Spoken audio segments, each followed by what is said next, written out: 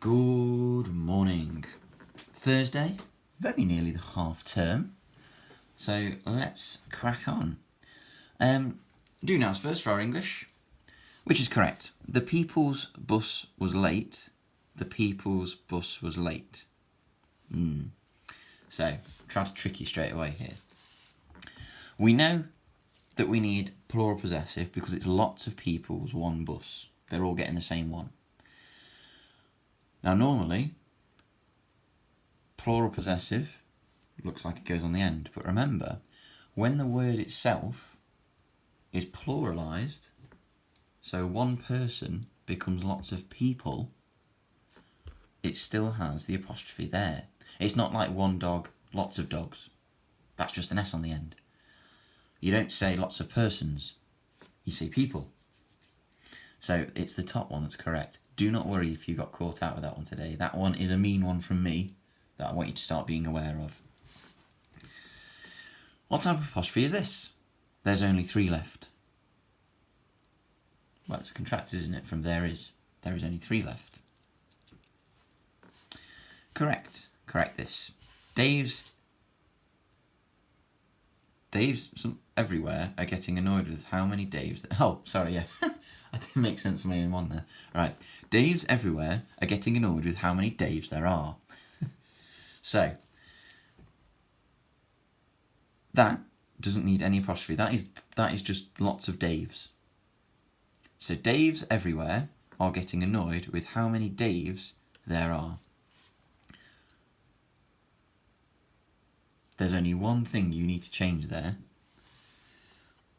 You've put there are twice because you've got they are. That isn't short for there are. That's they are, like they are over there. So it's the wrong there. It should be just the THERE. How tricky a sentence is when you think there are some apostrophes, or there's a synonym that's been changed that's been used wrong. So that's like a tricky one. I was clearly feeling mean when I wrote this one. So good spot, by the way. So actually, you do not need any apostrophes in there. That's simply the wrong there. So there's no apostrophes in the Daves at all. Like it was an innate reaction, I leapt from the ground to catch it. Oh, you just need a comma after reaction there, because that's manner fronted a verb, isn't it? It's a simile. Like it was an innate reaction. As the birds sang, Mary said, "This is beautiful, Dave." As the birds sang, comma there, it's kind of time, isn't it? It's as the birds were singing, but also it's a subordinate clause, subordinate clause, because it starts with a subordinate conjunction. As the birds sang, comma, Mary said, comma, to show speech has started, "This is beautiful, comma, Dave." Otherwise, his name's Beautiful Dave. Hello, this is Beautiful Dave. That's not what she means. This is a comma for cohesion. This is beautiful, Dave. Okay? Correct this. Mr. Cooper wishes he had coffee, toast, bacon, eggs, and sausages every morning. Ooh, hang on. Bacon, eggs, what's that? Mr. Cooper wishes he had... Oh, and it said coffee, toast. Whoa. Coffee, comma, toast, comma, bacon, comma, eggs and sausages every morning. Oh, man, commas can change the meaning of a sentence, just like apostrophes. Quick fire, a bit like our maths. Which is a command? Open the door is open. Where's the top one? Open the door. Which is a... The box has chopped it off.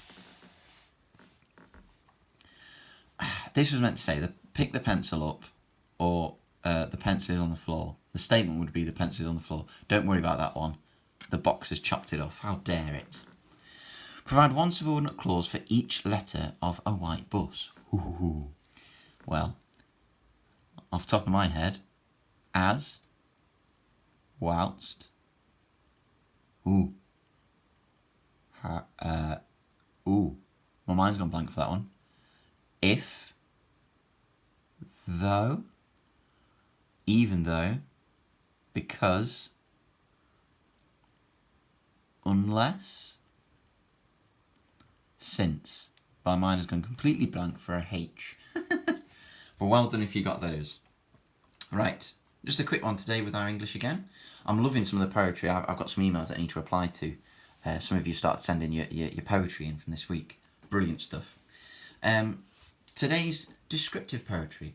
So really trying to use powerful language and really paint an image. All right. So really, that story, that skill you've been building up in storytelling, with your similes, your personification, just selecting a piece of powerful vocabulary or a powerful piece of description or a really good synonym, get it into a poem. You can try rhyming it as well today. But again, there's no rule for it. Like I've said here, poems that use powerful language to describe an object, an event in time, place, even an experience. They don't have to rhyme, but a lot of the audience, a lot of readers do like a rhyming version of a poem. And it's something that helps them picture something in their mind. So I found one from the internet, and I found one. Okay? So we've got, upon a nice mid-spring day, let's take a look at nature's way. Lovely little rhyming couplets there. Breathe the scent of nice fresh air. Feel the breeze within your hair. Ooh. The grass will poke between your toes. Smell the flowers with your nose. Clouds form shapes within the skies, and light will glisten from your eyes. Hear the buzzing of the bees. Climb the tallest willow trees. Look across the meadow way, and you shall see a young deer play. Pick the daisies as they grow. Watch a gentle cold stream flow. Know the sounds of water splash. Catch its glimmer in a flash. When all together all seems sound, lay yourself upon the ground. Take a moment to inhale and listen to nature tell her tale. I really like that last line. Personification, boom, right at the end. Nature's telling her tale, and all of that above is nature telling you her story, telling her what she's doing. I really like that one. I had a little go. I think I prefer a haiku if I'm honest, but I've had a go. Through panes of glass I longingly stare, carefree clouds gliding in the air, trees standing tall to warm their branches, as a bluebell, a daffodil, and a sweet pea dances. I did quite like that. I was quite proud of that bit. Birds spread their wings to start another busy day, taking care of precious eggs in the warm months of May. Flowers and bushes stretch out to reach the sun, whilst blossom and petals show off colours that stun. All this time I observe nature's struggles and relax and get taken away from all our current troubles. I did quite like writing that, to be fair. You could write one about, we're allowed to go out for exercise, more than once a day now, aren't we? You could do one on one of your walks, maybe something from yesterday. Something similar. Nature's a brilliant one to do. Okay? So I look forward to reading some of those. Try and get a bit of rhyme going, at the end of each line. Personification. I've not got any. I've not got much powerful language, but the vocabulary I've chosen. I see. I've got personification. They're dancing. So it's in there, but I think it's more just the level of vocabulary that I've used. I'm not just saying birds look after eggs, flowers and bushes grow. Yeah, I've gone for the vocabulary. So good luck with that, and I hope you've been enjoying and are enjoying writing spots of poetry.